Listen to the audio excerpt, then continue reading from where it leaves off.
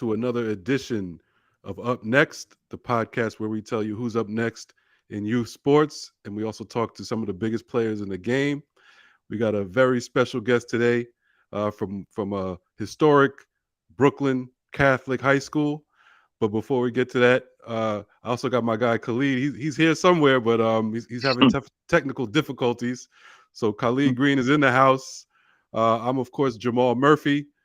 We got a special guest, like I said. He goes by the name of Phree Edwards. He is the Bishop Loughlin High School athletic director, as well as the girls' head basketball coach. So, Phree, thanks for joining us. Appreciate it. Thank you for having me. I appreciate it. No doubt. So, we all know the legendary Bishop Loughlin. Tell us your story in terms of how long you've been AD, how you came to have that position, and your background. Well, I've been coaching here at Bishop Loughlin for 6 years now. Just became the AD this year. Okay. So I came over from Paul Robeson. I was coaching at Paul Robeson for 2.5 years, and before that, I was assistant coaching at boys and girls, all girls side. I was at boys and girls with Coach Matt for 2.5 years. So what was your basketball background? Did you play coming up? Are you from Brooklyn? I'm from Brooklyn, born and raised in Brooklyn, born and raised in Bed-Stuy. So I know the tradition, the history of Loughlin. Yeah. So. And did you play growing up? Like what caused you to become a coach? Like where did that love of basketball come from? Well, initially I was a football guy. Okay. I love football. Like it's in my soul. And then I started playing basketball like in middle school and eventually played at high school. But I came from a working class family. So college wasn't in my, like, it wasn't visible to me. My mother worked for TA. My brother worked for MTA. My other brother worked for MTA. So, I was a sanitation worker for 20 years and I retired. So thinking about playing ball at the next level, I thought about it, but really, once I graduated, I wanted to get to the money, because that's what I seen in my family, which really worked out for me because, thanks to my mother, she set me up with taking the sanitation test, and I'm fortunate to be retired now from it. What got me coaching was, again, I was a football guy, had my son, so I thought I was going to have the next best quarterback out there. And after his second year of football, he was like, "This ain't for me, Dad. Too much." And I respect because he was truthful to me. And I'm not that parent saying, I'm gonna live through you. You know what I mean? Like, if you don't want to do it, you don't have to do it. But we're not gonna go home and just be, on the phone all day or playing video games. You got to figure it out. Right. So he was like, I like basketball too. So I'm like, all right, cool. So we started, playing basketball. I played basketball. So I'm big on fundamentals. So I figure if you know how to dribble with your right and your left at a young age, you're going to be okay. The rest after that, it's all about how much you want it, So we started doing that, and my daughter got involved with it. And I didn't expect her to do it because she was doing ballet, at the time. But, I seen her dribbling the ball one day. We had a Great Adventures ball, when you win it, when you take a shot, and the way it was coming off her hand, I was like, I'm with my son, but I'm like, to her, you know what I'm saying? And she asked me, "Daddy, can I join?" And I'm like, "Sure." But I didn't make it like a job initially. I wanted to keep the fun in it as long as possible because I know it could get stripped real quick, and I didn't want to do that to my kids. So when they started both getting better, I I said, I ran into this guy named Rick Smalls, which is like my brother now.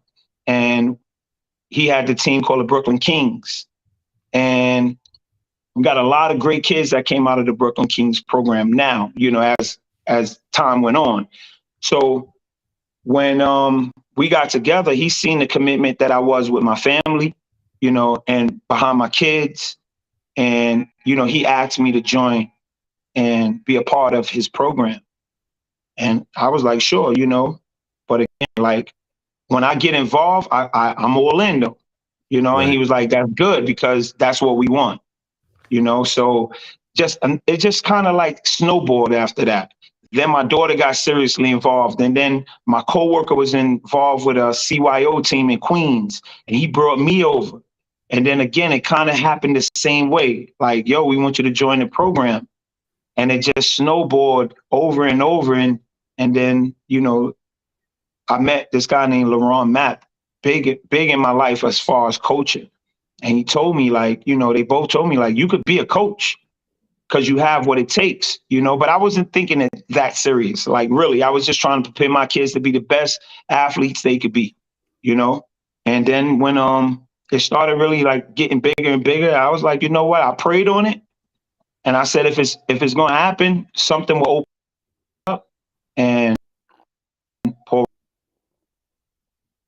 wrote that action, and it kind of there after I got with Matt because he brought me in. Then from there, and then over to Loughlin. So it was really my kids that got me involved and wanted to be a coach, Right. That makes sense. For sure. Because when Yeah. you're a parent, you always get dragged in. Always, Always. always. And then people see that, and if you're serious, you know what you're talking about. Other people see that, and they bring you in. They're like, we need all the help we can get. Because that's where I'm at kind of right now. Like I would love to have a JV coach, Hmm. because I need one right now. But I like to move in faith. When you're on the girl side, you have to be very careful of who you bring in. You know what I mean? Because it can bring death to the dynasty as well, because a situation can happen. And, I'm always thinking on the flip side of it. So, I know God has sent me somebody that's going to be the right person, you know, and for right now, I just do it. I coach JV and varsity for my program. So how many years have you been coaching girls basketball? Overall, I would say it has to be at least 10 years and better. Hmm. At least 10 years. I started my own program actually in Brooklyn too, called the Brooklyn Stars. Okay. And we were And very successful too. that's Initially it was tough. It was tough initially, going against like the New Heights and the Gauchos and the right. Riversides. And I knew nothing about them like that. You know what I mean? So I'm here trying to just, it's kind of like from the mud, the bottom, and just teaching them fundamentals and making sure that they have fun along the way. And, we started getting better. And then, some kids got pulled away from our program, which it happens, as part of the game, but the ones that was believing in progress, because it takes time to get better. You know what I mean? The ones that really believed in that stayed with me. And my program really became a real staple of like New York basketball. And, we got pounded out initially by those big programs. And then we kind of returned the favor after a couple of years. So it was good to see my kids evolve, and get better over time. Because process is time. That's all it is. It's time. Right. Right. And sometimes, living in this microwave era, it's got to be quick. It's got to be now. And that process time is like gone from it. So, we had a real good program though, the Brooklyn Stars. Really good program. And that's boys. Our program was outside as the Brooklyn Stars, profit organization. Brooklyn Scholar Athletes is what the nonprofit is called. Okay. Yeah, you broke up a little bit, but that's a boys program or a girls program or both? The boys side of it is Brooklyn Kings, Okay. and the girl side is the Brooklyn Stars. It's a Okay. nonprofit, Hmm. and the nonprofit we are Brooklyn Scholar Athletes. Okay. Okay. Yeah. So, I mean, you've obviously seen both sides. You know, coaching girls and boys. What are what's like the special things that go into coaching girls that that doesn't necessarily apply to the guys? Um, it's funny because I learned this from my wife, Hmm. and it's if you treat it like a relationship, right? If you do everything right for your wife, they'll go through the war for you. Girls are very emotional. Like it's all about emotion and just being connected. Where the boys, it becomes machismo. Like, yo, I know more than you, and it just becomes the back and forth thing. And it's like, bro, what you thinking? I did it 10 Right. times already, Right. and it just becomes with the girls, it's just like it's a great bond. And even when we're on the road and you'll see them in a car and I'm driving like 7 kids to Kentucky, they're all spaced out over each other, holding each other. Like they're emotionally connected. Where the boys is like, don't touch me, bro. Move over, bro. This and that. You know what I mean? And Right. that's what I love about the girls because these girls will give their heart and soul to a person that they feel got their best interest and is treating them fair. That's what I think the difference is. The boys start feeling themselves and it's like whatever, and the girls is like, no, keep teaching me and lead me and show me, because I believe in you. Right. So you're at Bishop Loughlin now, and you mentioned earlier. You said you're from Bed Stuy, Brooklyn. So you know the history of Loughlin. Can you just tell the people what you mean by that? What's the history of Bishop Loughlin as you see I mean, yeah, if you don't know, then you don't know. it? You know what I mean?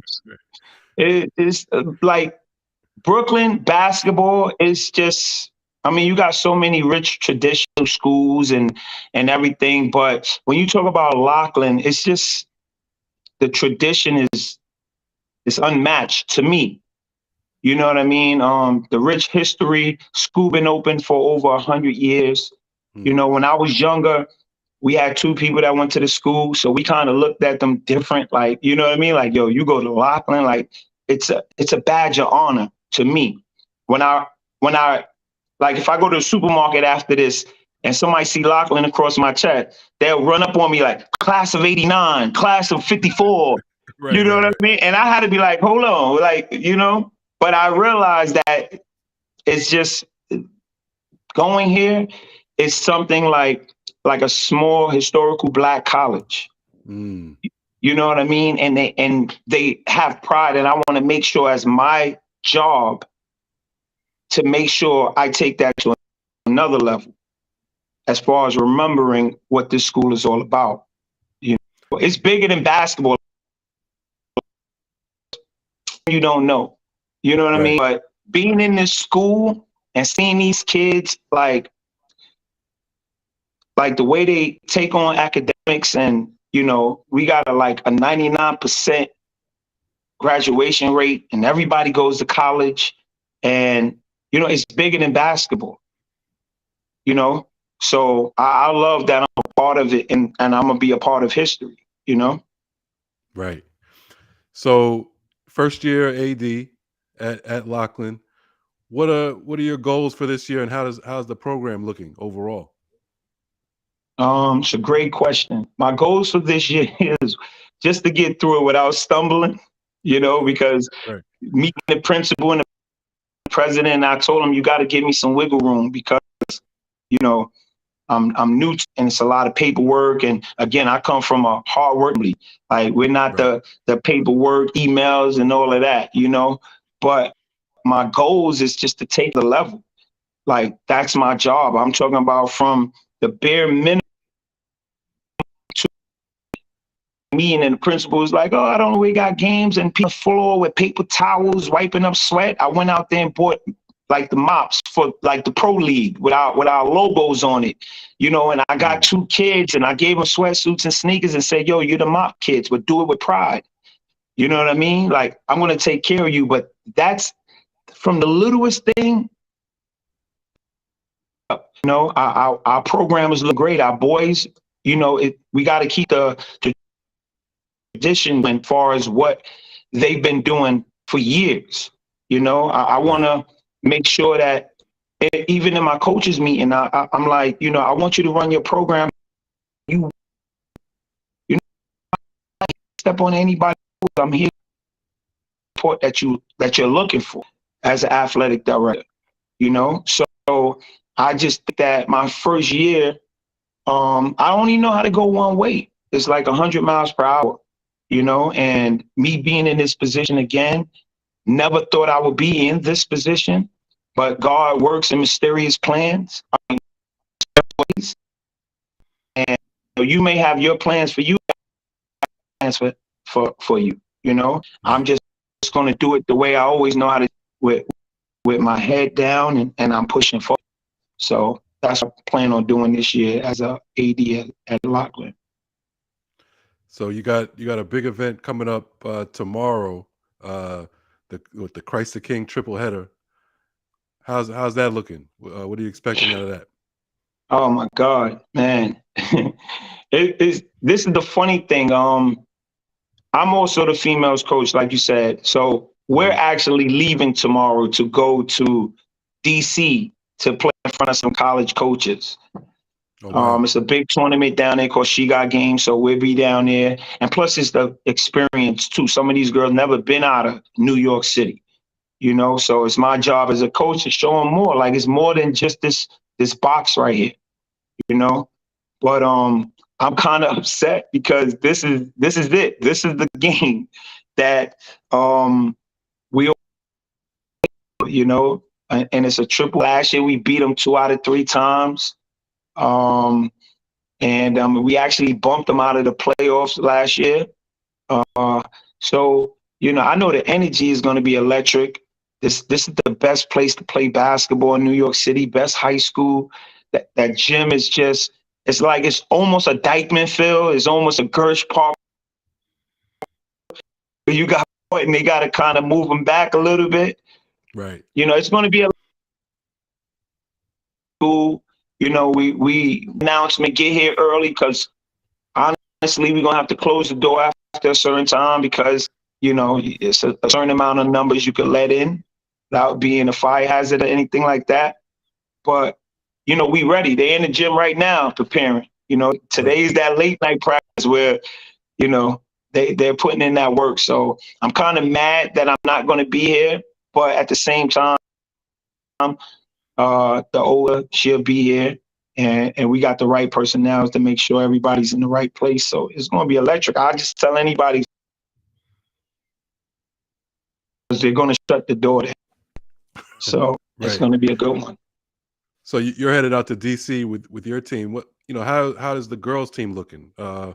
You know, let it give me a feel for what you think you guys can accomplish this year, and any players that you think might get some shine this year. We lost a lot last year. We had 10 players. I graduated 8 of them. So um is seasoned. They're going to be the leaders of this team, and we got a bunch of guards. We lack size this year, but I think how you neutralize size is guard play. You know, I tell them I'm not worried about them. They because when your father's left on the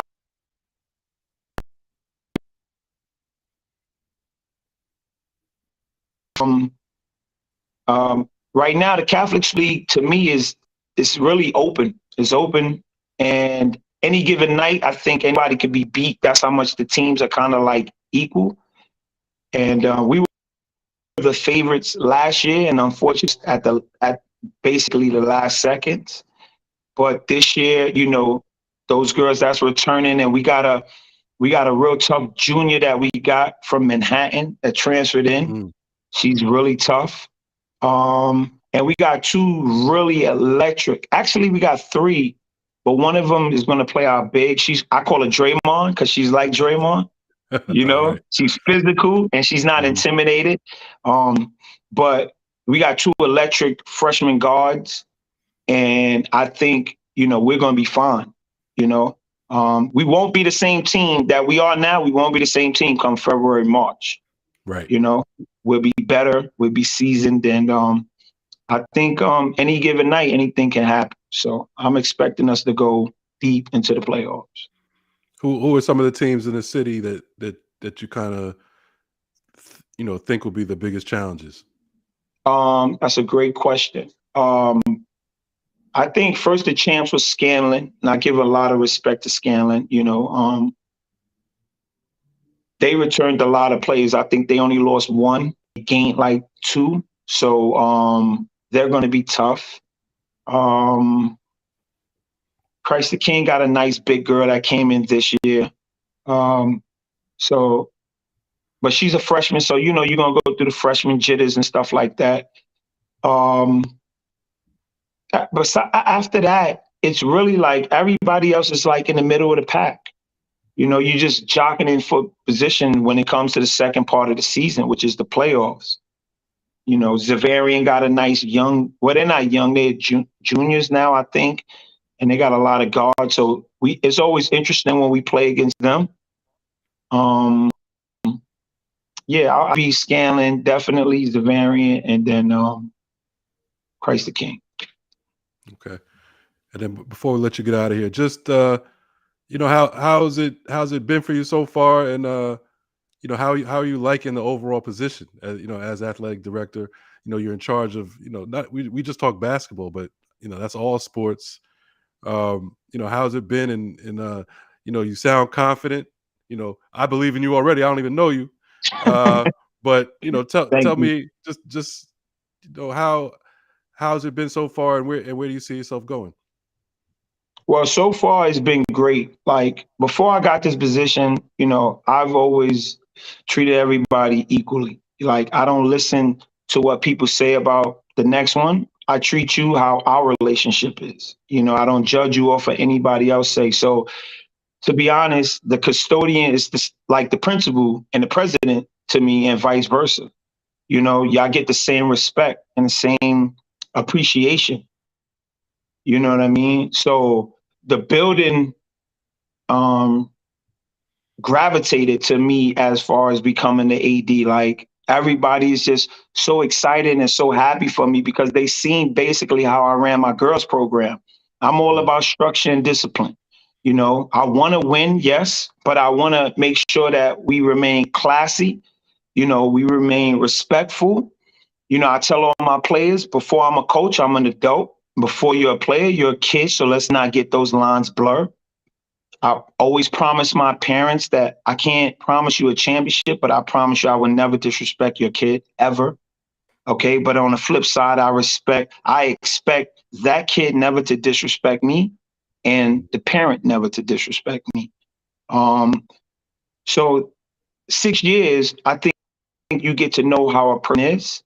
And I think the principal know what I'm capable of doing. He's always had great conversations with me, and so far it's been good, man. Like I want to have a parade down the hall because that's how excited I am, you know.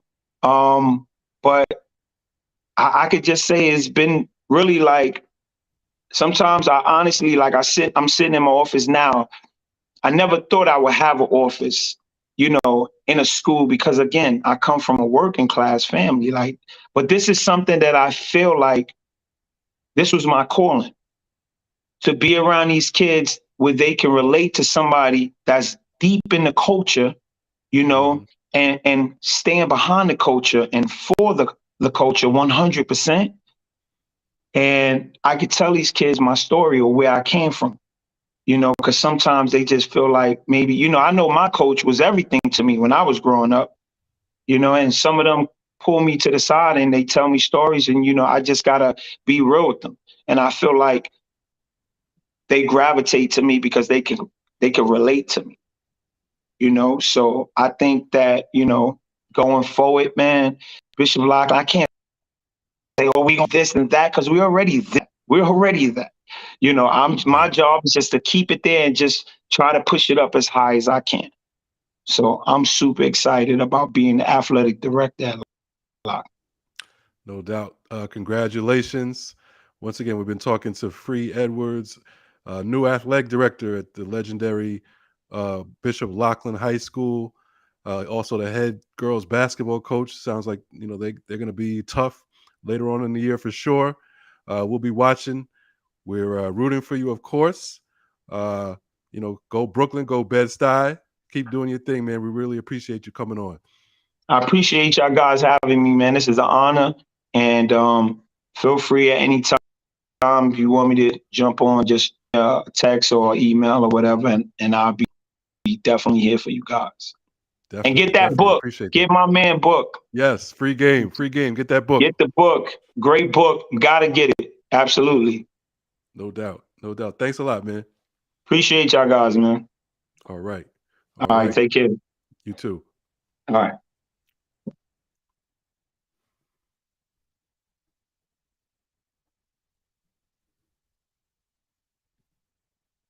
All right.